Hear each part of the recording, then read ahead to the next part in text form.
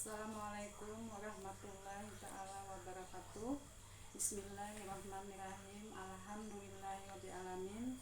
Assalatu wassalamu ala asrafil anbiya'i wal mursalin Sayyidina Muhammadin wa ala alihi wa sahbihi ajma'in. Amma ba'd. Jumpa kembali bersama saya dalam dakwah pada hari ini.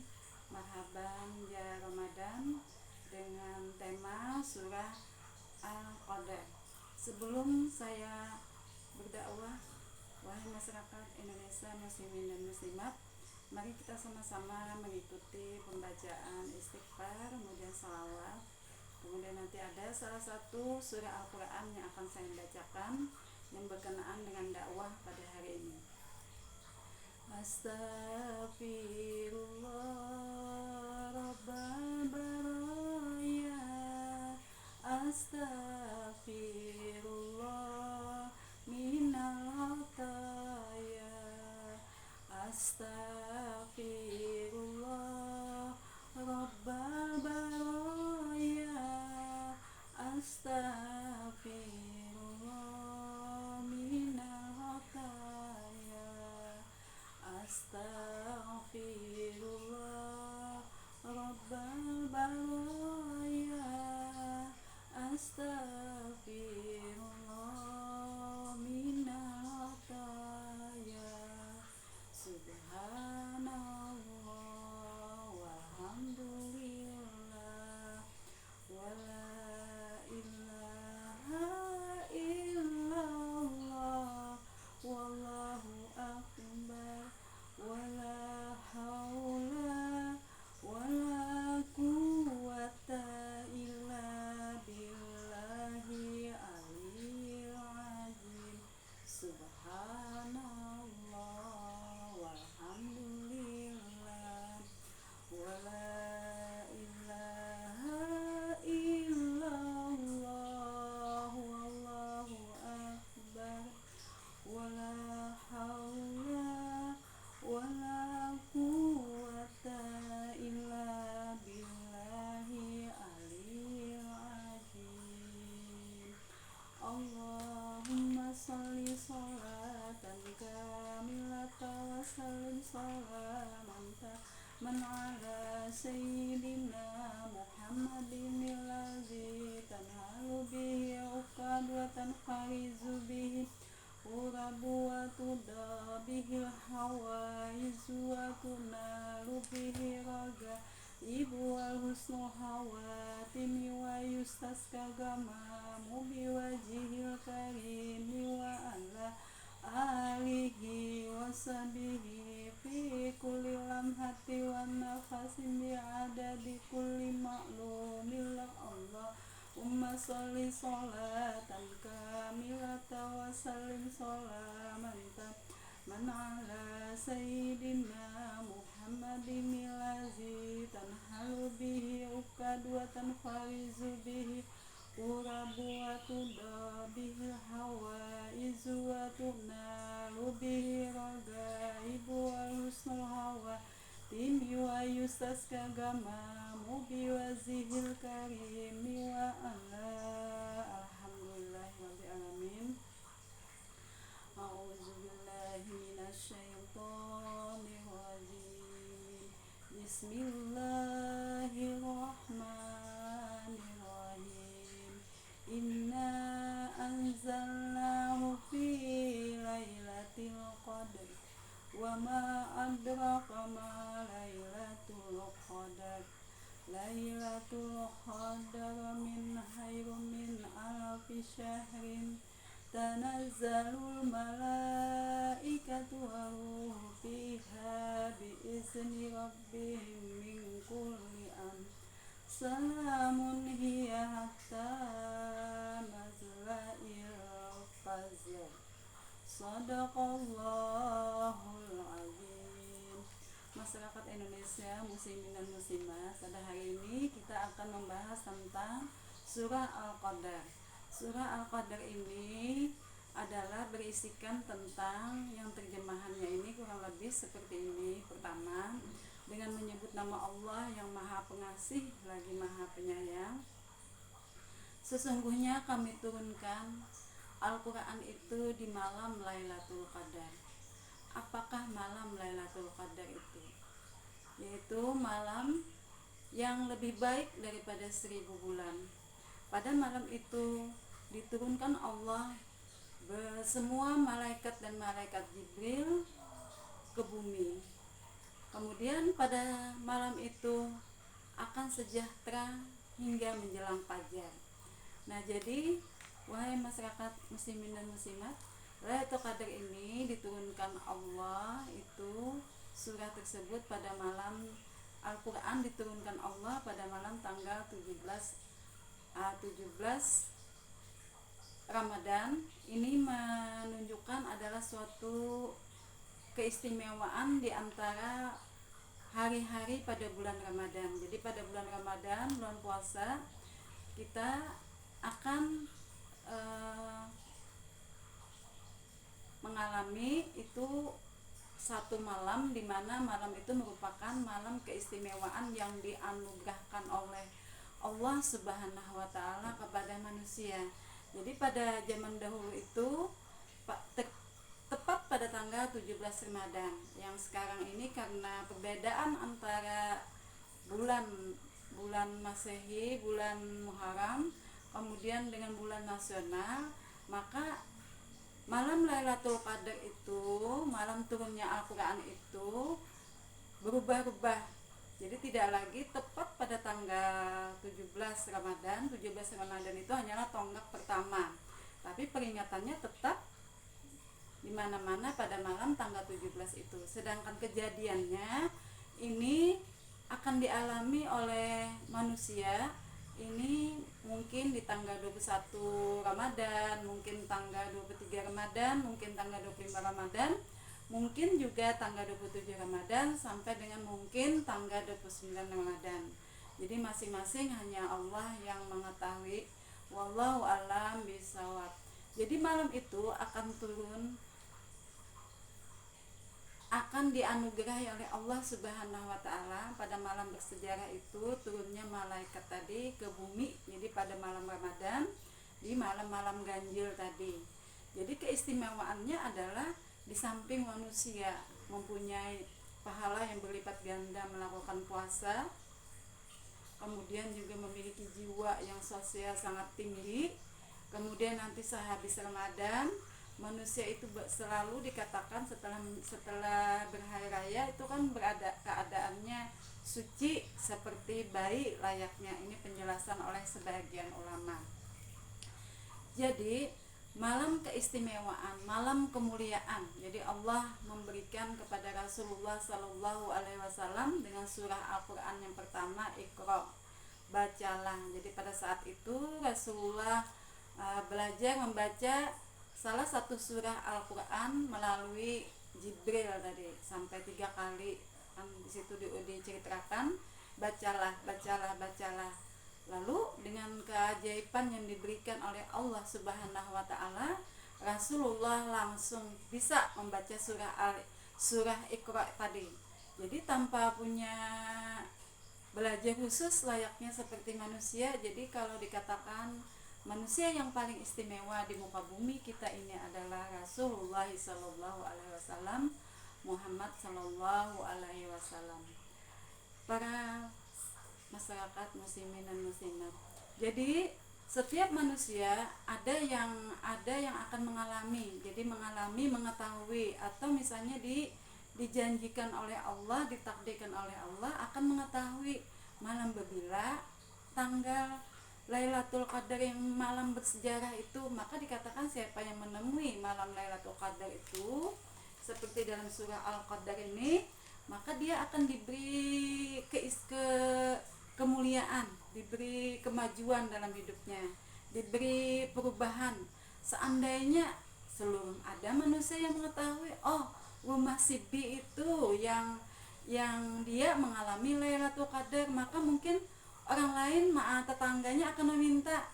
Jadi rumah yang kena Lailatul Qadar tadi akan meminta barang sepotong kayu dari rumah yang mengalami yang di penghuninya tadi mengalami Lailatul Qadar.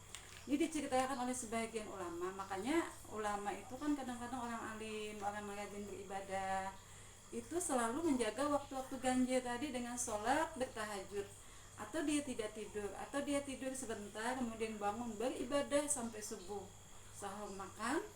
Nah, supaya tadi menemui, seandainya tidak menemui juga secara langsung, dia akan merasakan kena imbas. Jadi kena imbasnya, oh ini rasanya nih karena ada ilmu tadi, ada ilmu malam Lailatul Qadar tuh seperti ini dengan ilmu dia membaca dengan membaca di ilmu agama kah misalnya, dengan misalnya mendengar seringnya ilmu yang disampaikan oleh para ulama kah. Pada malam Lailatul Qadar itu diciptakan Allah, malam itu mempunyai udara yang sangat nyaman, tidak panas, tidak dingin sekali. Kemudian dikatakan juga, dijelaskan oleh ulama, itu biasanya malam itu tidak berbintang. Jadi tidak berbintang satu biji pun, tidak ada bintang, tapi tetap terang benderang. Jadi ada bulan yang bercahaya terang, tidak ada bintang sama sekali. Oh, kenapa jadi kada berbintang? Misalnya nih ada pertanyaan. Ini kemungkinan nih ada cerita ulama juga nih. Jadi tapi ini wallahu alam bisawab, kebenarannya hanya Allah yang mengetahui. Jadi ada kemungkinan karena langit itu ditutup oleh, ini ada penjelasan ulama, ditutup langit semuanya ini ditutup oleh datangnya malaikat turun ke bumi tadi. Malaikat itu dikatakan pada umumnya bersayap. Nah, jadi turun ke bumi menutup bintang, gemerlapnya bintang yang ada di langit. Jadi turun pada malam itu ditakdirkan Allah itu sejahtera, manusia sejahtera sampai menjelang terbit fajar. Jadi di sini juga manusia tadi yang mengalami Lailatul Qadar, muslimin atau muslimat, laki-laki maupun perempuan, dia akan mengalami perubahan hidup yang istimewa, yang terhormat, mungkin rezekinya. Nah ini, jadi dikatakan yang mengalami ini juga ada yang mengatakan bahwa dia akan disegap. Nah ini ada cerita diantaranya, disegap oleh cahaya. Jadi cahaya yang sangat benderang, mungkin pada saat itu dia dalam ketidakberdayaan, misalnya habis sholat malam, nah sampai misalnya sahur hanya minum seteguk air dan beberapa biji kurma. Nah dia dalam keadaan tidak berdaya, disegap cahaya. Nah ini Lailatul Qadar menurut ulama. Tapi ada juga Lailatul Qadar ini masuk dalam mimpi. Jadi masuk dalam mimpi si ahli ibadah ini, misalnya si ulama ini, si orang alim ini, baik muslimin dan muslimat, dia masuk dalam mimpi. Jadi mimpi itu dia diperlihatkan cahaya langit misalnya penuh dengan taburan bintang yang tak terduga. Pokoknya barang siapa yang bermimpi nih seperti mimpinya para nabi, misalnya mimpi melihat bulan, mimpi melihat langit, mimpi melihat taburan bintang, ini dijelaskan oleh ulama biasanya itu adalah mimpi yang paling baik. Atau dia mimpi bertemu dengan baginda Rasulullah SAW. Nah biasanya Rasulullah itu tidak dapat diserupai. Jadi kalau dia mimpi ketemu gurunya, misalnya pakai jubah ulama, Rasulullah itu kada seperti itu. Misalnya dia juga mimpi bertemu dengan orang alim dengan menyerupai wajah yang begini dan begitu, Rasulullah tidak seperti itu. Jadi Rasulullah tidak dapat wajahnya itu diserupai. Tapi seandainya si muslimin dan muslimat yang bermimpi ini bertemu dengan gurunya, bertemu dengan ulama yang masyhur, yang terkenal, ini juga salah satu mimpi yang sangat bagus. Jadi berarti ulama itu sangat menyukainya, sangat menganggapnya juga setara dengan dia kemungkinan berilmunya. Jadi kedudukannya ditinggikan oleh Allah Subhanahu wa ta'ala. Jadi inna anzalnahu fi lailatul qadar, sesungguhnya aku turunkan Al-Quran itu di malam Lailatul Qadar, di malam yang lebih baik 1000 bulan. Jadi si yang bermimpi ini diberi pahala itu 1000 bulan, 1000 kali berapa bulan, itu sangat Oke, 1000 kali lipatannya dari beberapa bulan, 1000 bulan. Nah ini pahalanya begitu, jadi lipatannya 1000 bulan dari hari biasa. Kemudian mungkin juga kebaikannya berupa apa, selalu dikalikan 1000 bulan tadi. Jadi ini kebaikan orang yang menemui tadi Lailatul Qadar. Nah selanjutnya bagaimana dengan yang kita misalnya tidak mengalami? Nah mudah-mudahan kita yang tidak mengalami Lailatul Qadar itu kita bertemu atau bersahabat dengan orang yang pernah mengalami mimpi Lailatul Qadar. Allah sayang kepada orang yang mengalami Lailatul Qadar, tetapi si yang mengalami Lailatul Qadar ini ternyata punya kawan-kawan terdekat. Kawan-kawan terdekat ini kadang mengetahui bahwa dia adalah orang yang mengalami Lailatul Qadar. Tingkatan orang yang mengalami Lailatul Qadar itu kalau zaman dahulu itu menurut cerita-cerita orang kebanyakan ini ada yang kada bertingkatan dengan umur, apakah dia itu seorang yang sangat tua atau orang yang cukup dewasa atau anak-anak, itu terserah Allah mengkehendaki. Ini Allah mengkehendaki ada anak-anak ketika misalnya dia bermain-main keluar sahur, ada cahaya memancar menyinari badannya, itu mungkin aja dia Lailatul Qadar apabila malam itu malam ganjil. Bisa juga misalnya seorang nenek, seorang kakek. Nah jadi tidak yang penting hatinya memang bersih. Ada juga yang mengungkapkan Lailatul Qadar itu tidak akan ditemui kalau dia itu bukan ahli ibadah. Nah jadi sangat alim, sangat beribadah. Kemudian ada juga yang menjelaskan Lailatul Qadar itu kadang-kadang menemui orang yang sakit keras, tapi orang ini begitu pasrah sekali, begitu mengingat Allah, tetap sholat dalam sakitnya. Nah ini bisa terjadi. Jadi Lailatul Qadar bisa dialami orang yang sakit keras. Ketika dia sakit keras, Lailatul Qadar itu datang menyergapnya. Seketika itu juga si sakit ini bisa sembuh. Nah inilah keajaiban yang sangat luar biasa dari Allah Subhanahu wa ta'ala. Mudah-mudahan kita siapa tahu kena imbas Lailatul Qadar tadi. Nah makanya tidak heran para pegawai negeri itu kadang-kadang pemerintah memilih mengeluarkan gaji tunjangan itu di minggu keempat. Coba masyarakat pikirkan, lihat beberapa tahun kalau pernah mengingatnya, biasanya tunjangan hari raya dikeluarkan di minggu keempat Ramadan. Kemudian dipilih tangga-tangga ganjil. Ini mungkin menyesuaikan bahwa itu adalah anugerah kelebihan dari Allah, rezeki yang diberikan pada siangnya itu menjelang malamnya itu malam Lailatul Qadar. Jadi bisa dia mengalami kebaikan dalam rezeki, bisa juga dalam tingkatan sosial yang lebih baik, lebih terhormat, lebih mulia. Jadi semua itu adalah salah satu mahabannya Ramadan. Jadi salah satu keajaiban yang teristimewa di tanggal ganjil, tadi tangga-tangga ganjil bulan Ramadan. Mudah-mudahan paling tidak kita mengetahui, oh ini malam ganjil, maka aku lebihkan ibadahku pada malam ini. Oh ini malam ganjil, aku harus sudah tamat membaca Al-Quran misalnya. Oh ini malam ganjil, aku berniat misalnya tidak begitu banyak tidur.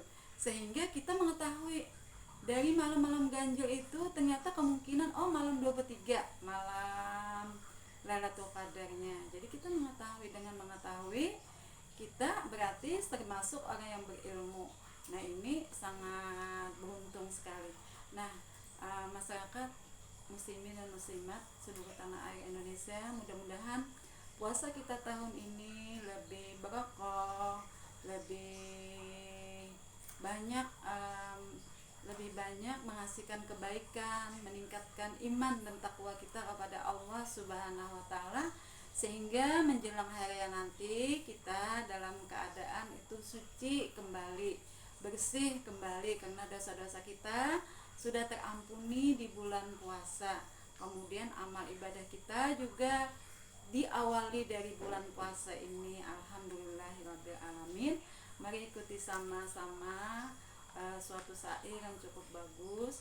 Ya Rabbi bil Mustafa balik maqasidana waghfir lana ma mada ya wasi'al karami. Ya Rabbi bil Mustafa balik maqasidana waghfir lana ma mada ya wasi'al karami. Wahai masyarakat muslimin dan muslimat, itu artinya kurang lebih seperti ini, bahwa ya Allah, ya Rabbi, Tuhanku, ampuni dosa-dosa kami semua. Jadi dosa-dosa semua, jadi kada hanya dosa yang berdakwah, tapi dosa seluruh masyarakat, dosa seluruh anggota majelis taklim misalnya. Jadi itu artinya, jadi ampuni dosa-dosa kami semua. Itulah arti daripada ya Rabbi bil Mustafa balik maqasidana wa firlana mamada ya wasi'al karami. Demikian ceramah saya pada hari ini, mudah-mudahan manfaat, mudah-mudahan barokah. Wabillahi taufiq wal hidayah. Assalamualaikum warahmatullahi taala wabarakatuh.